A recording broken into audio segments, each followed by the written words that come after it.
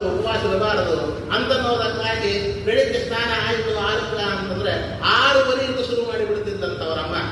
ಉದ್ಧವ ಎಲ್ಲ ತಯಾರಾಗ್ಯದಪ್ಪ, ನಿನಗ ಕುಡಿಲಿಕ್ಕೆ ತಯಾರದ, ತಿನ್ಲಿಕ್ಕೆ ತಯಾರದ ಅನ್ನೋ ಕಾರಣಕ್ಕಾಗಿ ನೀ ಬಾ ಅಂತ ಕರೆದ್ರೆ ಅವ ಹೇಳ್ತಿದ್ದ ಅಂತ, ಅಮ್ಮ ನಂದಿನ್ನೂ ಕೃಷ್ಣನ ಪೂಜೆ ಮುಗುದಿಲ್ಲ.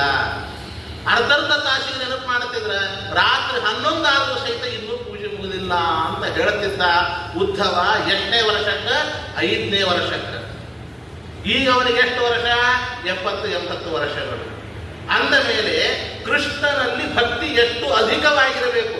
5 ವರ್ಷಕ್ಕೆ ಅವನಿಗೆ ಅಷ್ಟು ಭಕ್ತಿ ಇತ್ತು ಅಂತಾದರೆ ಅವನ 70-80 ವರ್ಷಗಳಿಗೆ ಅವನಲ್ಲಿ ಭಕ್ತಿ ಎಷ್ಟು ಅಧಿಕವಾಗಿತ್ತು ಅಂತ ನೀವು ಊಹೆ ಮಾಡಿ ನನಗೆ ಹೇಳಲಿಕ್ಕೆ ಸಾಧ್ಯ ಇಲ್ಲ ಅಂತ ವೇದವ್ಯಾಸದೇವರಂತ. ಅಂಥ ಉದ್ಧವನಿಗೆ ವಿದುರ ಕೇಳಿದಾಗ ಈ ಲೋಕವನ್ನೇ ಮರೆತು ಬಿಟ್ಟ ಅಂತೆ. ಅವನು ಪೂರ್ಣ ಅಸಂಪ್ರಜ್ಞಾತ ಸಮಾಧಿಯಲ್ಲಿ ಹೋಗಿ ಸಂಪೂರ್ಣವಾದ ಆ ಕೃಷ್ಣವೆಂಬ ಆನಂದ ಸಾಗರದಲ್ಲಿ ತುಳಿಕಾಡ್ತಾ ಇದ್ದಾನೆ. ಈ ರೀತಿಯಾಗಿ ಒಂದು ಮುಹೂರ್ತ ಕಳೆದು ಹೋಯಿತು. ಮುಹೂರ್ತ ಅಂದ್ರೆ 48 ನಿಮಿಷ ಹೀಗೆ ಹೋಯಿತು. ಅದಾದ ಮೇಲೆ ಸೌಕಾಶ ಕೆಳಗೆ ಇಳಿದ. ನೃಲೋಕಂ ಪುನರಾಗತಃ. ಆಮೇಲೆ ಬಂದು ಅವನ ಜೊತೆಗೆ ವ್ಯವಹಾರ ಮಾಡಲಿಕ್ಕೆ ಪ್ರಾರಂಭ ಮಾಡ್ತಾನೆ. ಪ್ರಾರಂಭ ಮಾಡಿ ಕೇಳ್ತಾನೆ, ಅಲ್ಲ ಏನು ಹೇಳಿ ನಿನಗೆ, ಕೃಷ್ಣ ಹೇಗಿದ್ದಾನೆ ಅಂತ ಕೇಳ್ತಾ ಇದ್ದಿ, ನನ್ನ ಹತ್ರ ಶಬ್ದ ಇಲ್ಲ ಅಂತ ಹೇಳ್ತಾನೆ. ಏನು ಅಂದ್ರೆ ಕೃಷ್ಣ ತಿಮಣಿ ನಿಂದೋಚೆ ಗೀರ್ಣೇಶ್ವರಗರೇಣ ಕಿಮ್ನು ನ ಕುಶಲಂ ಬ್ರೂಯಾಂ ಗತೆ ಗತಶ್ರೀಷು ಯದುಶ್ವಹಂ.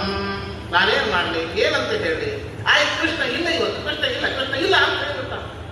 ಗಾಬರಿ ಆಯ್ತು. ಕೃಷ್ಣ ಇಲ್ಲ ಅಂದ್ರೇನು? ಇನ್ನು ಕೃಷ್ಣ ಇದ್ದಾನೆ. ಇನ್ನ 26 ವರ್ಷಗಳ ಕಾಲದಲ್ಲಿ ಕೃಷ್ಣ ಇರೋರಿದ್ದಾನೆ. ಕೃಷ್ಣ ಇಲ್ಲ, ಯಾರೋ ಇಲ್ಲ ಅಂತ ಹೇಳಿಬಿಟ್ಟ.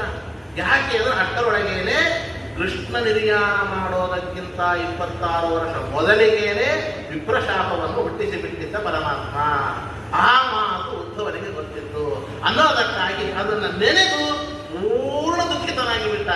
ಆಯ್ತಿನ ಸ್ವಲ್ಪ ದಿವಸಕ್ಕೆ ಕೃಷ್ಣ ಪರಮಾತ್ಮನವನ್ನು ಬಿಟ್ಟು ಹೋಗ್ತಾನೆ ಅಂತ ಆ ದುಃಖವನ್ನು ತಡಿಲಿಕ್ಕೆ ಅವನಿಗೆ ಆಗಲಿಲ್ಲ. ಆಗ ಒಂದು ಮಾತು ಹೇಳ್ತಾನೆ, ಎಷ್ಟು ಕೆಟ್ಟ ಅನ್ನಿಸ್ತದೆ ನನಗೆ ಯಾದವರನ್ನು ನೋಡಿದಾಗ. ದುರ್ಭಗೋಪತಲೋಕವಯಂ. ಮೊದಲನೇದ್ದು ಈ ಸಂದರ್ಭದಲ್ಲಿ ಇರತಕ್ಕಂಥ ಮನುಷ್ಯರೆಲ್ಲ ದುರ್ದೈವಿಗಳು. ಅದರೊಳಗೂ ದುರ್ದೈವಿಗಳಲ್ಲಿ ಶ್ರೇಷ್ಠರು ಯಾರು ಅಂತ ಕೇಳಿದ್ರೆ ಈ ಯಾದವರು ಬಹಳ ದೊಡ್ಡ ದುರ್ದೈವಿಗಳು ಅಂತಂತ ಉದ್ಧವ. ದುರ್ಭಗೋ ಬತಲೋಕೋಯಂ ಯಾದವೋನಿತರಾಮಪಿ. ಅದರೊಳಗೆ ಯಾದವರು ಬಹಳ ದುರ್ದೈವಿಗಳು ಅಂತ.